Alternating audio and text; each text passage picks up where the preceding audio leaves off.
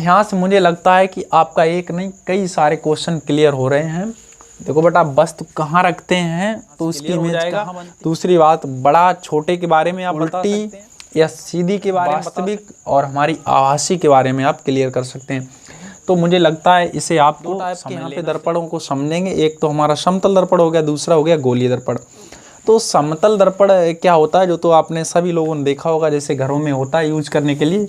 उसमें कांच की प्लेट होती है बच्चों, उसमें एक तरफ हम लोग पॉलिश कर देते हैं, दूसरा तल हमारा परावर्तक तल बन जाता है, जिससे कि हम उसमें हमारी जो इमेज बन जाती है। ठीक है, तो ये तो हमारा समतल दर्पण। गोलीय दर्पण को हम लोग क्लियर करते हैं। देखिए गोलीय दर्पण क्या होता है, इसमें हमारी कोई कांच की एक गोला रहता है, खोखला गोला।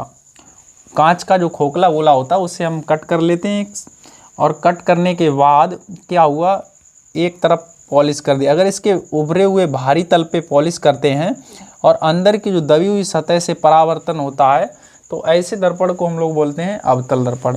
ये आपने हाई स्कूल में खूब पढ़ा होगा, अवतल दर्पण। इसकी बाहरी उभरी हुई सतह पॉलिश होती है, दबी हुई सतह परावर्तक होती है। ठीक है, इसका दूसरा रूप है, अगर हम पॉलिश को क्या करते हैं, अंदर साइड करते हैं और उभरी हुई सतह से परावर्तन होता है, तो ऐसे को हम लोग बोलते हैं उत्तल दर्पण। ये चीज़ें आपने खूब समझी होंगी हाई स्कूल में। ठीक है, तो उत्तल अवतल दर्पण आपको क्लियर हो गए हैं। ठीक है, इनकी रेडियस वक्रता त्रिज्या की बात करें, जैसे हमारा जिस गोले से ये काट के बनाया गया है, उसी गोले की जो रेडियस होती है उसे बोलते हैं दर्पण की वक्रता त्रिज्या। ठीक है, अच्छा, इस गोले के जो सेंटर होता है, केंद्र होता है, उसी को बोलते हैं। तो हम परिभाषा कैसे लिख सकते हैं दर्पण की वक्रता त्रिज्या, कि दर्पण जिस गोले से काट कर बनाया जाता है उस गोले की त्रिज्या को क्या बोलेंगे बच्चों, दर्पण की वक्रता त्रिज्या बोलेंगे। ठीक है, इसके बाद हम लोग अगर बात करें इसके वक्रता केंद्र की, तो जिस गोले से ये काट के बनाया गया होगा, मान लीजिए इसी गोले से काट के बनाया गया है, तो इस गोले के जो केंद्र है इसी को हम लोग बोलेंगे वक्रता केंद्र। तो सीधे शब्दों में कह सकते हैं कि दर्पण जिस गोले से काट कर बनाया जाता है उस गोले के केंद्र को क्या कहते हैं, दर्पण का वक्रता केंद्र कहते हैं। और बच्चों, दर्पण के वक्रता केंद्र को हम लोग सी से प्रदर्शित करते हैं, राइट, कैपिटल सी से हम लोग समझेंगे। यहाँ जैसे कोई दर्पण अब हमारा है, इसकी छोटी छोटी डेफिनेशन है। जैसे ध्रुव होता है दर्पण का, तो दर्पण के मध्य बिंदु को दर्पण का ध्रुव बोलेंगे। ठीक है बच्चों, ये चीज़ें हैं, आगे हम लोग क्लियर करते हैं। अब बात करें हम, जैसे दर्पण जो हमारा बच्चों है, तो इस दर्पण के और इसका ये वक्रता केंद्र सी है, ये हो गया इसका ध्रुव। इनके जो बीच की डिस्टेंस को भी हम लोग क्या बोल सकते हैं, वक्रता त्रिज्या बोल सकते हैं, राइट। अब इनमें मिलाने वाली इनकी वक्रता केंद्र, बात को समझो बच्चों, जो वक्रता केंद्र सी और ध्रुव पी, इसे मिलाने वाली जो रेखा है इसे हम लोग मुख्य अक्ष कहते हैं। क्या कहते हैं, मुख्य अक्ष। तो अगर मुख्य अक्ष की डेफिनेशन बोलें तो हम कहेंगे कि किसी दर्पण के वक्रता केंद्र और ध्रुव को मिलाने वाली रेखा को दर्पण की क्या कहेंगे, मुख्य अक्ष कहेंगे, राइट। अच्छा देखो, इनके बीच में एक पॉइंट होता है बच्चों, वक्रता केंद्र और ध्रुव के बीच में एक पॉइंट होता है, मध्य बिंदु, उसे हम एफ से, कैपिटल एफ से डिनोट करते हैं। तो इसे फोकस बिंदु कहते हैं। और इस बिंदु से होकर जाने वाला जो तल होता है, इनकी परपेंडिकुलर होगा इसके मुख्य अक्ष के, तो उस तल को हम बोलेंगे फोकस तल बोलेंगे। ठीक है, और यहाँ से यहाँ तक की जो डिस्टेंस होती है उसे फोकस दूरी कहते हैं। तो यानी कि फोकस बिंदु और ध्रुव के बीच की दूरी को दर्पण का क्या बोलते हैं, हम लोग क्या बोलेंगे, दर्पण की फोकस दूरी बोलेंगे। और इनमें एक रिलेशन होता है बेटा, एफ जो फोकस दूरी है और वक्रता त्रिज्या आर, इसमें एक रिलेशन होता है। जो आर होती है वो 2f के बराबर होती है। आर किसके बराबर होती है, 2f, क्योंकि ये मिडिल पॉइंट बिल्कुल रहता है हमारा सी और पी के बीच का।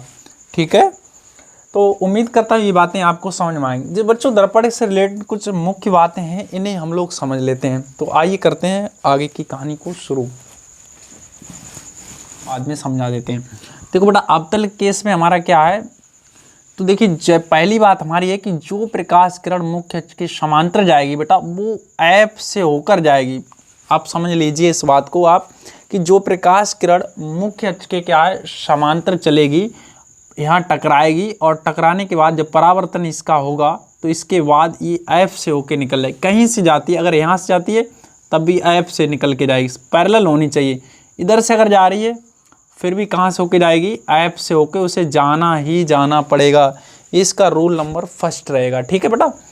दूसरा हमारा क्या है, दूसरा इसका उल्टा आप समझिए। जैसे कि इसमें हमारी कह रहा था कि मुख्य अक्ष के समांतर जा रही, परावर्तन के पश्चात ऐप से होके चली जाती, और ये कह रहा है फोकस से होकर अगर जा रही है तो परावर्तन के पश्चात मुख्य अक्ष के समांतर हो जाएगी। ठीक है। देखिए कहीं से भी अगर जा रही, ऐसे आके ऐप से होके आ रही है तो भी इसे होना मुख्य अक्ष के समांतर ही पड़ेगा। ये अपनी मुख्य अक्ष है तो इसके ये क्या हो गई, समांतर हो गई। ठीक है। कैसे भी जा रही, ऐसे आके यहाँ से निकल ली तो होना इसे मुख्य अक्ष के समांतर ही है। इसे आप समझिए। ठीक है। दूसरी बात समझ में आ गई होगी आपके। पहली क्या हो गई, समांतर जा रही तो ऐप से होके जाएगी, दूसरी ऐप से जा रही तो परावर्तन के पश्चात समांतर हो जाएगी। तीसरी बात है कि जो प्रकाश किरण क्या होती है, वक्रता केंद्र से होकर जाती है तो यहाँ टकराती है और टकराने के बाद उसी मार्ग से वापस लौट जाती है। ठीक, कहीं से आए, ऐसे आए, वक्रता केंद्र से अगर होके जा रही है तो उसी मार्ग से बेटा वापस लौट जाएगी। ठीक है।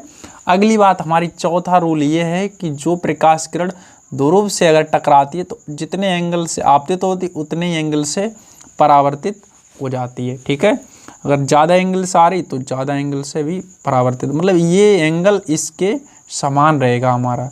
ठीक है। तो उम्मीद करता हूँ ये आपको 4 रूल समझ में आए होंगे। ठीक है। अवतल दर्पण हमने यहाँ पे एक दिखा दिया है, इसमें ये हमारा ध्रुव, इसका फोकस बिंदु यहाँ दिखा दिया, वक्रता केंद्र, और इधर हमने एक दूरी ले ली अनंत। तो बेटा अवतल दर्पण के सामने 6 ऐसी कंडीशनें होती हैं जहाँ पे हम लोग वस्तु को रख सकते हैं। पहली कंडीशन हमारी इन्फानाइट, मतलब अनंत पे हम लोग कहीं पे रख सकते हैं। ये अनंत हमने ले लिया, यहाँ पे पहला हमारा केस हो सकता है, वस्तु हमारी अनंत पर हो सकती है। दूसरी बात है अनंत और वक्रता केंद्र के बीच में कहीं पे हम लोग वस्तु रख सकते हैं, तो ये हमारा दूसरी स्थिति में आ गया। तीसरी वस्तु बच्चों हमारी होती है कि हम वस्तु को कहाँ रख सकते हैं, वक्रता केंद्र पर रख सकते हैं। ठीक है। अगली चौथी स्थिति होती है कि इन दोनों के बीच में हम लोग कहीं पे रख सकते हैं। इसका बाद ऐप पे रख सकते हैं हम लोग। ठीक है। और छठा केस जो होता है वो हमारा ध्रुव और ऐप के बीच में हमारी कहीं पे वस्तु रखी जा सकती है। तो आपको 6 केस कंडीशन समझ में आ गई होंगी। अनंत पे है, अनंत और वक्रता केंद्र के बीच में है, वक्रता केंद्र पर है, वक्रता केंद्र और फोकस बिंदु के बीच में है, फोकस पे, फोकस और ध्रुव के बीच है। ठीक, बहुत आसान इजी तरीके से आप समझिए। तो अगर बच्चों वस्तु अनंत पे रखिए तो यहाँ से उसका इमेज बनना शुरू होगा, और जैसे जैसे वस्तु हमारी इधर बढ़ती जाएगी तो उसकी इमेज इधर को बढ़ती चली जाएगी। आप समझिए कि जैसे हम वस्तु को रखते हैं अनंत पे तो इसका इमेज जो बनेगा वो कहाँ पे बनेगा, फोकस बिंदु, मतलब नंबर 1 पे वस्तु हमने रखी तो उसका इमेज यहाँ पे बना। दूसरी हमारी स्थिति यहाँ पे आती है इसके बीच में। तीसरी स्थिति जो हमारी होती है वक्रता केंद्र पे आती है, तीसरी कंडीशन। चौथी जब वस्तु हम यहाँ रखेंगे तो उसका इमेज चौथी कंडीशन में बन जाएगा।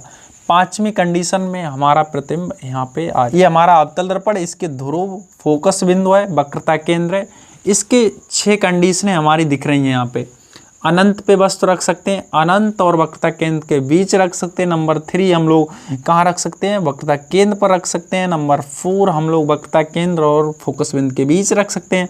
नंबर 5 फोकस बिंदु पे। नंबर 6 इसे आप कहीं पे अगर आपका कोई भी क्वेश्चन है तो इसे आप छोटा सा बना भी सकते हैं और वैसे इसे दिमाग में भी छाप सकते हैं, तो आपका आंसर बिल्कुल एकदम सटीक सही होगा यहाँ पे। ठीक है।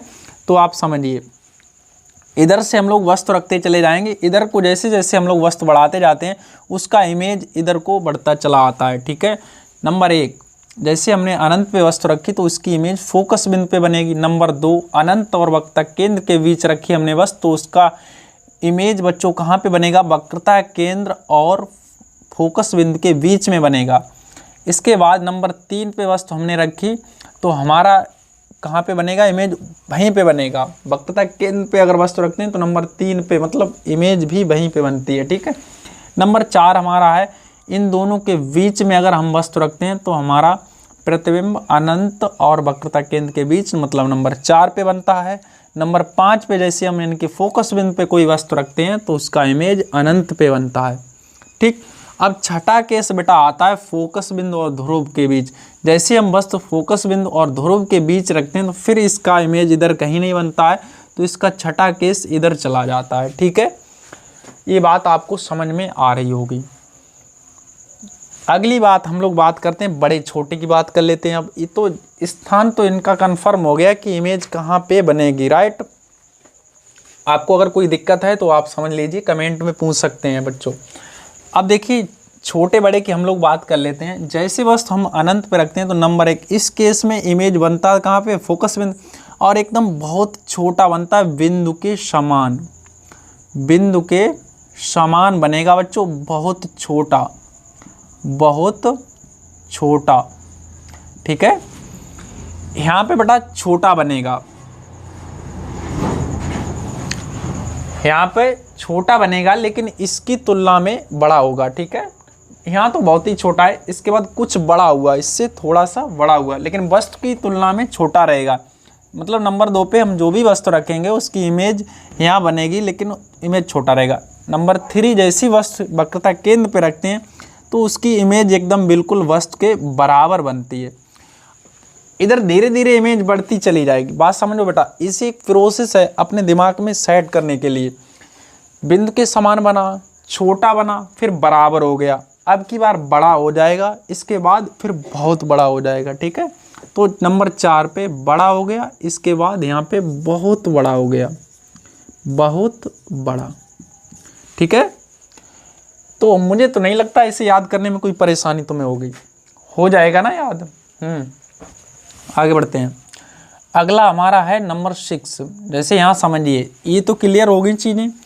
यहाँ देखिए बेटा, बिंदु के समान बना, फिर इसके बाद छोटा, फिर नंबर 3 पे तो एक यहाँ से आपका एक नहीं कई क्वेश्चन क्लियर हो सकते हैं बच्चों। जैसे हम कह दें कि वस्तु हमने वक्रता केंद्र पर रखी है तो उसका प्रतिबिंब छोटा बनेगा, बराबर बनेगा, या वस्तु से मतलब बहुत बड़ा बनेगा, तो हमारा कौन सा आंसर होगा, बराबर वाला सही होगा। तो एक बार इसे आप क्लियर कर लेते हैं तो हमें लगता है आपके दर्पण के कई सारे, एक नहीं कई सारे क्वेश्चन क्लियर यहाँ से हो जाएंगे। दूसरी बात बेटा यहाँ समझिए, इधर के जितने भी इमेज बनती हैं, इधर की जितने भी इमेज बनती, सारी इमेज हमारी जो बनती हैं उल्टी बनती हैं। कैसी बनेंगी, नीचे उल्टी बनेंगी। तो ये सारी इमेज जो बनेगी उल्टी, पांचों केसों में जो इमेज हमारी बनेगी उल्टी बनेगी, और इस छठे केस में इमेज हमारी जो बनेगी वो सीधी बनेगी। कैसी बनेगी, सीधी। और इसमें एक बात और बता दें, इधर जो इमेज बनता है थोड़ा बड़ा होता है, वस्तु से कैसा होता है, बड़ा होता है। ठीक है बच्चों, सीधा होगा, बड़ा होगा। इस वाले केस के लिए आप स्पेशल केस है ये छठा सा। और इधर की उल्टी बनेगी। दूसरी और इनका केस ये है कि बेटा ये सारी की सारी वास्तविक होंगी। वास्तविक कैसी होंगी, वास्तविक होंगी बेटा। सारी वास्तु, ये जो बनेगी ये हमारी आभासी होगी। ठीक बेटा, तो यहाँ से मुझे लगता है कि आपका एक नहीं कई सारे क्वेश्चन क्लियर हो रहे हैं। देखो बेटा, वस्तु कहाँ रखते हैं तो उसकी इमेज कहाँ बनती है, ये आपसे यहाँ से क्लियर हो जाएगा। दूसरी बात, बड़ा छोटे के बारे में आप बता सकते हैं, उल्टी या सीधी के बारे में बता सकते हैं आप, वास्तविक और हमारी आभासी के बारे में आप क्लियर कर सकते हैं। तो मुझे लगता है इसे आपको समझ लेना चाहिए। अगर कोई परेशानी है तो हम कमेंट करके बताएं। तो चलिए।